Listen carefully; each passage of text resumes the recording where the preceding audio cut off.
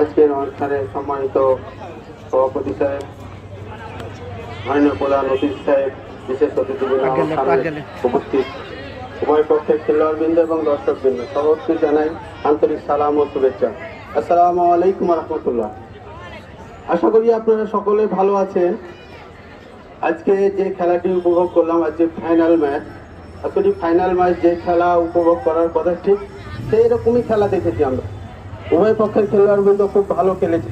খেলাতে হার জিত লেগে, হারবে এক পক্ষ, হারবে এক পক্ষ, জিতবে, এটাই নিয়ম।